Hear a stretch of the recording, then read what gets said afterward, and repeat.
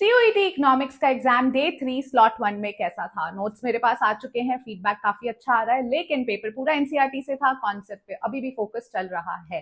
Paper lengthy था, ये याद रखिएगा, क्योंकि बहुत सारे sequence, statement and match the column question थे जिन्हें पढ़ने में टाइम लगता है। इसी के साथ साथ प्रो टिप, ऑप्शंस बहुत डायरेक्ट नहीं थे जिन्हें पढ़ने में अगेन टाइम लगता है, डीकोड करने में टाइम लगता है। अदरवाइज पेपर ईजी था। ठीक है, सो माइक्रो इकोनॉमिक्स में बात कर लेते हैं। Central problem how to produce की एक क्वेश्चन था, बजट लाइन और इंडिफरेंस कर्व की टेंजेंसी पे एक क्वेश्चन था। बजट लाइन पे हर स्लॉट में क्वेश्चन आ ही रहा है, तो ये इंपॉर्टेंट है, IC curve and budget line. Production function and cost curves पे क्वेश्चन आ ही रहे हैं एंड ऑलमोस्ट सिमिलर आ रहे हैं, कर्व की शेप पर आ रहे हैं। एंड एमपीएपी का रिलेशनशिप हो या एमसीएसी का रिलेशनशिप हो, दोनों पे क्वेश्चन था। एक स्टेटमेंट बेस्ड था तो एक सीक्वेंस बेस्ड था। कौन किसको मैक्सिमम पे कट करता है, कौन किसको मिनिमम पे कट करता है, ये सब आपको आना चाहिए। इसके साथ साथ अगर मैं बात करूं तो आपका long run return to scale पे क्वेश्चन आ रहे हैं।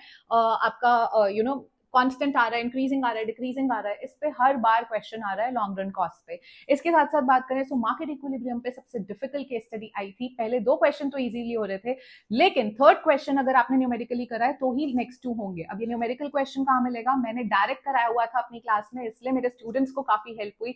वो कह रहे थे मैम डायरेक्टली हो गया, हमें पता था यूनिट टैक्स लगेगा तो प्राइस सप्लाई में से माइनस होगा एंड इस तरह से इक्वेशन आएगी, बट जिसने नहीं किया उसके लिए ये बहुत डिफिकल्ट हो सकता है। एंड मैक्रो पे आ जाए अगर, सो नेशनल इनकम से क्वेश्चन थे। आपका वैल्यू एडेड मेथड पे जो हमने फार्मर का sequence based question already class में करा हुआ है वो ही था। इसके साथ साथ आपका जीएनपी, जीडीपी, इससे एनडीपी पे कैसे आता है, इस तरह के क्वेश्चन थे।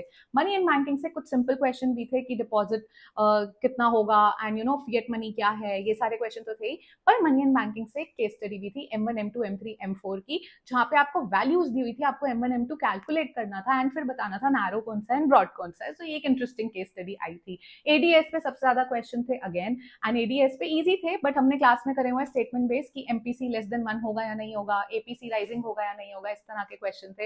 एंड इसके साथ साथ इन्वेस्टमेंट मल्टीप्लायर पे कैलकुलेशन नहीं था, बट कॉन्सेप्चुअल नॉलेज वाला स्टेटमेंट का क्वेश्चन था। पैराडॉक्स ऑफ थ्रिफ्ट पे कमाल का सीक्वेंस बेसिक क्वेश्चन आया था। एंड इसके साथ साथ रेवेन्यू डेफिसिट अगर है तो वो कैपिटल अकाउंट से हो सकता है या बैलेंस नहीं हो सकता, ऐसा भी एक क्वेश्चन था। Capital receipt, capital expenditure, revenue receipt, revenue expenditure, match the column जो हमने क्लास में किया है वैसा क्वेश्चन था। बीओपी से भी जो हमने क्लास में करे हुए हैं वैसे ही मैच द कॉलम क्वेश्चंस थे। जीएसटी एंड किसी किसी के स्लॉट में आज बीओपी पे भी केस स्टडी आई है, जहां पे अगर जीएसटी लगा रही है गवर्नमेंट एंड फॉरनर्स इंटरेस्टेड है और फॉरनर्स इन्वेस्ट करते हैं तो करेंसी अप्रिशिएट या डिप्रिशिएट होगी, इस टाइप की केस स्टडी थी।